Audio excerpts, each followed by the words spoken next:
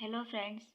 आज हम बात करेंगे एक ऐसे एंट्रेंस टेस्ट के बारे में जिसमें पार्टिसिपेट तो बहुत से बच्चे करते हैं, पर किसी कारणवश उनका नंबर नहीं लग पाता, उनका सिलेक्शन नहीं होता।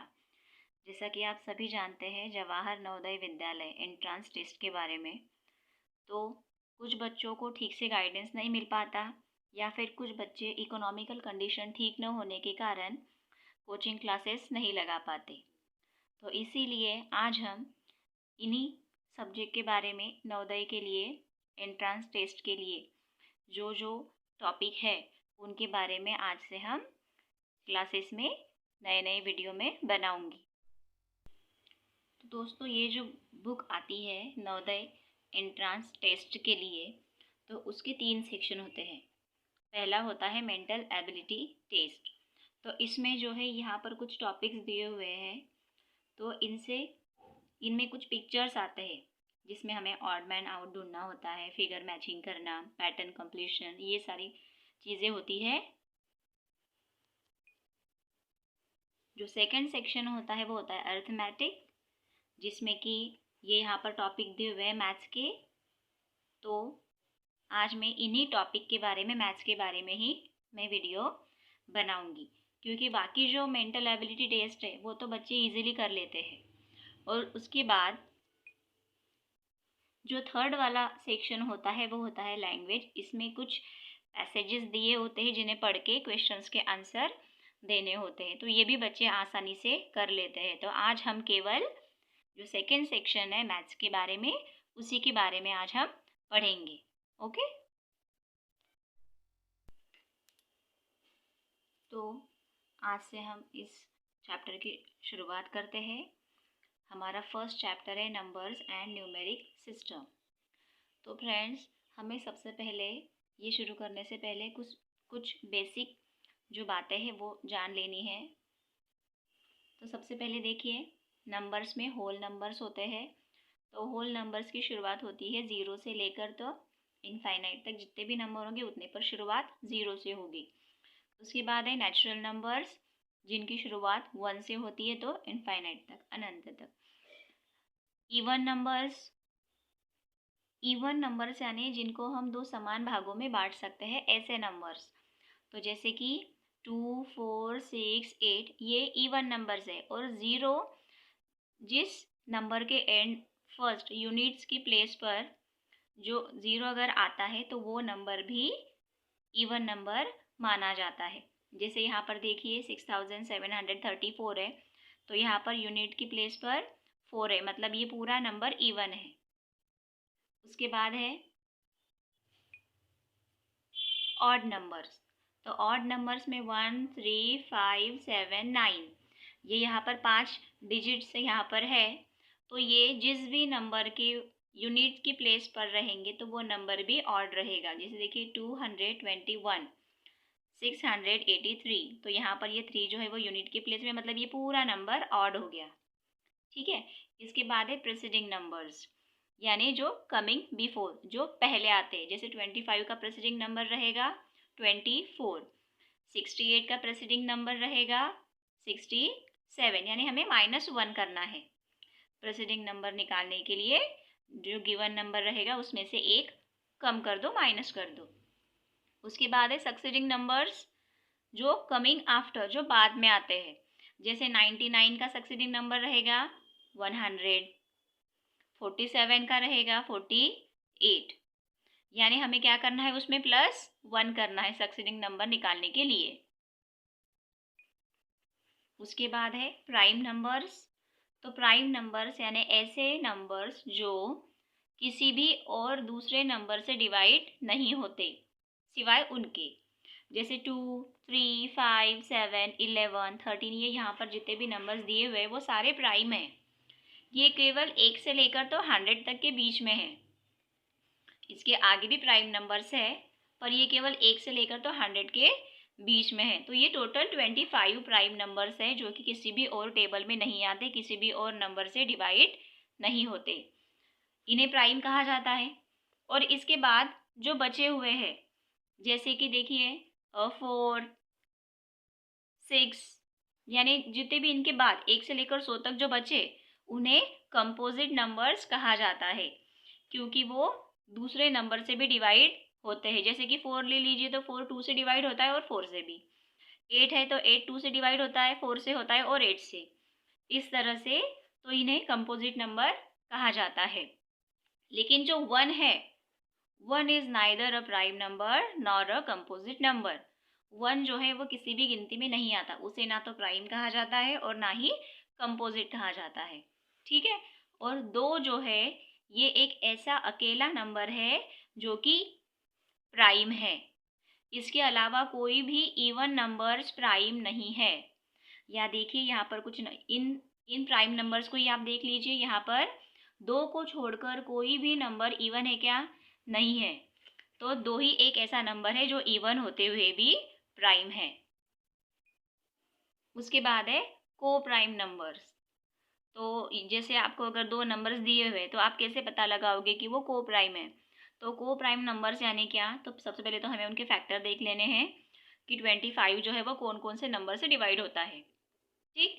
तो 1 से होता ही है, 5 से और 25 से होता है। और 36 के फैक्टर्स देखिए, 1 से डिवाइड होता है, 2 से भी, 3 से भी, 4 से, 6 से, 9 से, 18 से और 36 से। तो इन दोनों के फैक्टर्स में जो कॉमन रहेंगे, अगर जैसे यहाँ देखिए इनमें दोनों में कॉमन कुछ भी नहीं है सिवाय 1 के, तो ऐसे नंबर्स जिनके कॉमन फैक्टर में केवल 1 ही कॉमन होता है और कोई नंबर कॉमन नहीं होता, ऐसे नंबर्स को को प्राइम नंबर्स कहा जाता है। ठीक है। और उसके बाद है ट्विन प्राइम नंबर्स। तो ट्विन प्राइम नंबर्स, ट्विन्स यानी जुड़वा। तो ट्विन प्राइम नंबर्स यानी ऐसे प्राइम नंबर्स जिनके बीच में 2 का डिफरेंस है। जैसे देखिए 5 और 3 में 2 का डिफरेंस है। या अलग तरीके से अगर आप समझना चाहें तो इनके बीच में केवल एक नंबर छूटा हुआ है, 4। केवल एक नंबर की जगह खाली है। यहाँ पर देखिए 5 7 में केवल 6 छूटा हुआ है, एक नंबर की जगह है। उसी तरह 11 13 यानी ऐसे पास पास के जो प्राइम नंबर्स होते हैं जिनमें केवल एक नंबर की जगह खाली होती है। जैसे यहाँ देखिए 41 43 इनमें भी केवल क्या छूटा हुआ है? 42 छूटा हुआ है ना। तो ऐसे पेयर्स को, नंबर के पेयर्स को ट्विन प्राइम नंबर्स कहा जाता है। तो हम स्टार्ट करते हैं हमारे फर्स्ट चैप्टर का असाइनमेंट 1.1। तो देखिए उसका फर्स्ट क्वेश्चन है द नंबर। हमें इस नंबर को पढ़ना है और वर्ड्स में लिखना है। तो सबसे पहले नंबर को पढ़ने के लिए क्या करते हैं, उसके ऊपर आप उनकी प्लेस वैल्यूज़ लिख दो, प्लेस नेम। तो ये जो है ये यूनिट की प्लेस है, ये टेंस की, 100, 1000, 10,000 और ये लाख। तो जिस प्लेस के नीचे वो डिजिट है उसे आप उस प्लेस के नाम से पढ़ते जाओ। जैसे देखिए 7 लाख, 1000 10,000 साथ में पढ़ते हैं 53,357। तो यहाँ पर देखिए वो नंबर हमारा वर्ड्स में लिखा हुआ कौन सा करेक्ट है? तो पहला है 753। तो यहाँ पर 700 तो है ही नहीं, वो लैख की प्लेस पे है। यहाँ पर है 75 लाख, तो लैख की प्लेस में केवल सिंगल डिजिट है, तो हम केवल सिंगल 7 लाख देखेंगे। 7,53,357 हमारा ये वाला ऑप्शन सही है। उसके बाद सेकेंड क्वेश्चन देखिए the greatest number form by using each of the digits 6 4 1 8 9 only once is. तो ये जो डिजिट्स हमें दिए हुए हैं इनसे हमें ग्रेटेस्ट नंबर बनाना है। तो ग्रेटेस्ट नंबर बनाने के लिए क्या करते हैं, इनमें जो ग्रेटेस्ट नंबर है, डिजिट है, उसे आप सबसे पहले लिखो। यानी इन सारे डिजिट्स को हम डिसेंडिंग ऑर्डर में लिखेंगे, है ना, घटते क्रम में। तो यहाँ पर देखिए सबसे ग्रेटेस्ट नंबर है 9, उसके बाद है 8, फिर 6 4 और 1। तो ये वाला जो हमारा ऑप्शन है आप देखिए कहाँ पर है, ये रहा 9 8 6 4 1, मतलब हमारा आंसर ये है। ठीक। हमारा थर्ड क्वेश्चन देखिए the difference between the smallest 5 digit number and the greatest 4 digit number is. यानी हमें डिफरेंस फाइंड करना है। डिफरेंस फाइंड करने के लिए सब्ट्रैक्शन करते हैं। किन नंबर्स के बीच में? तो smallest 5 digit number and greatest 4 digit number के बीच में। तो हमारा स्मॉलेस्ट 5 डिजिट नंबर कौन सा होता है? तो फ्रेंड्स 0 से लेकर 9 तक के डिजिट्स में सबसे स्मॉलेस्ट डिजिट कौन सा है? 0 है। तो अगर मैं 0 को 5 टाइम्स लिख दूंगी तो वो 0 ही रहेगी उसकी वैल्यू। तो हम 0 को 4 टाइम्स लिखेंगे और फिर 0 के बाद जो बड़ा डिजिट आता है वो होता है 1। तो इस प्रकार ये हमारा हो गया स्मॉलेस्ट 5 डिजिट नंबर। और उसके बाद है ग्रेटेस्ट 4 डिजिट। तो 0 से 9 तक के डिजिट्स में सबसे ग्रेटेस्ट डिजिट कौन सा है? 9 है। तो हम 9 को 4 टाइम्स लिख देंगे। ये हो गया हमारा ग्रेटेस्ट 4 डिजिट नंबर। अब हमें इनका डिफरेंस फाइंड करना है तो हम करेंगे सब्ट्रैक्शन। तो सब्ट्रैक्शन में हमारा जो आंसर है वो आता है, देखिए हम एक एक करके बोरो करते जाते हैं। 10 माइनस 9 1, 9 माइनस 9 0, 0 0 एंड 0। तो हमारा आंसर आया 1। मिला हमें आंसर हमारा, ये रहा हमारा ऑप्शन 1। उसके बाद देखिए question number 4, which is the smallest 4 digit number formed using the digits with 9 in the tens place. यानी इस क्वेश्चन में हमें 9 जो है वो 10 की प्लेस पे चाहिए, टेंस की प्लेस पे। तो यहाँ पर देखिए इसमें भी टेंस की प्लेस पे है, इसमें भी और इसमें भी। तो हमें बस पहचानना है कि स्मॉलेस्ट 4 डिजिट नंबर कौन सा है।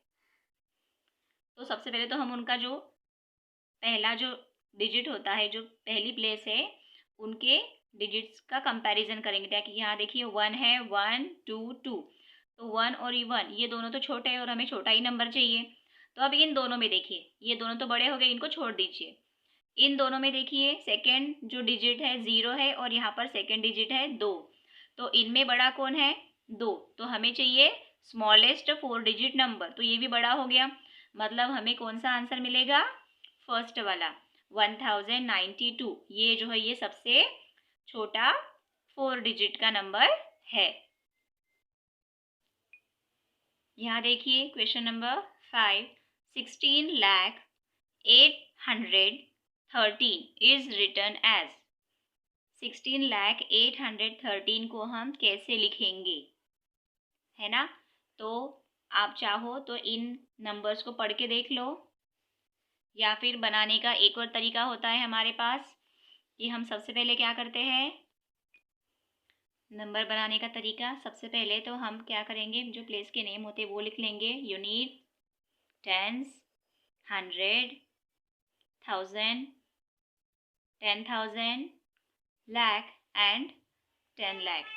तो ये जो लाख और 10 लाख की प्लेस होती है, ये इनको साथ में बोला जाता है, इन दोनों प्लेसेस को साथ में बोला जाता है। और लास्ट में टेंस और यूनिट, इन दोनों प्लेसेस के नंबर्स को साथ में बोला जाता है। तो हमें लिखना है 16 लाख।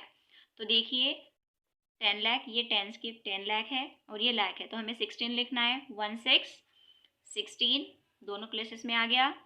800, 1000 और 10,000 में कुछ नहीं है तो उसमें हमें नहीं लिखना है। 800 है तो 100 में हम लिखेंगे 8, और 13 तो यहाँ पर हम लिखेंगे 13। अब जो बची हुई ब्लैंक एम्प्टी जगह है यहाँ पर हम लिख देंगे 0। तो ये हमारा बन गया 16,813। तो ये हमें मिल गया हमारा आंसर 16,813। उसके बाद देखिए question number 6, which set of numbers is in order from greatest to least.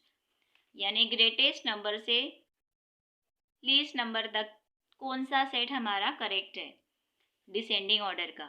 तो सबसे पहले तो यहाँ देख लीजिए कि इन चारों में ग्रेटेस्ट नंबर कौन सा है। 81,000, 16,000, 82,000, 63। तो 82,000 सबसे ग्रेटेस्ट है, तो सबसे पहले हमें वही नंबर चाहिए। तो अब सबसे पहले 82,000 कौन से सेट में है? यहाँ पर तो 81,000 है, यहाँ पर 16,000 है।